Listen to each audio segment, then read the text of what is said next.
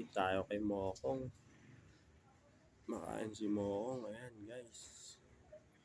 Binigay lang sa akin to ng kaibigan ko eh. Ayan.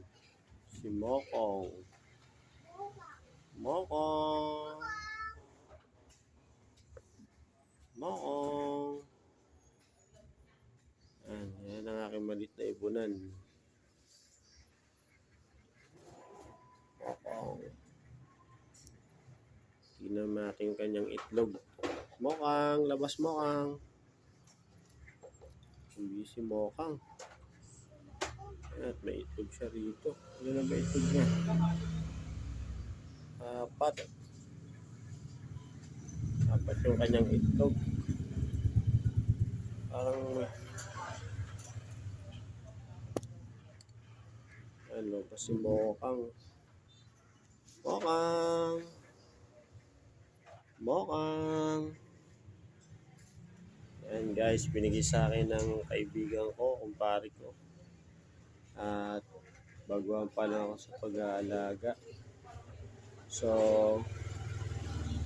update ko kayo guys pag napisa na yung itlog nilang dalawa. Ni Mokang tsaka ni Mokong. Ayan no. Ganda. Sabi sa akin ng kaibigan ko, ang breed nila is Opa Ino. Opa Ino. Yan. Madilim kasi kinuberan ko siya. Namubugaw daw kasi sila eh. Na-stress. Yan. Yan. Ang ganda nila. Di pa ako napaglinis ng poop tray. Poop tray nila madumi na. Ayan.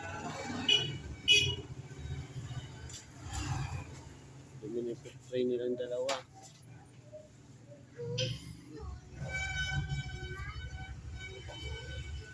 So, pag napisa yung itlog nila guys, dito kayo at tignan natin kung ilan yung fertile. Hindi ko kasi sila mahawakan pati yung itlog. Baka kasi ma-stress sila, sabi sa akin ng mga batikan na nag-aalaga. Napapanood ko sa YouTube. Yan. Lalo sa munting ibunan, shoutout po. Yan. Hindi pa ako marunong mag-edit kaya ito. Sana magustuhan nila itong ibon na to.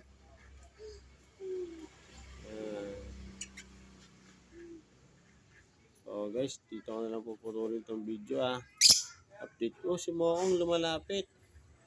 Update ko na lang kayo pag napisa na. Ba si Mokong gusto sa gusto nung binibigyan si Mokong Bye bye.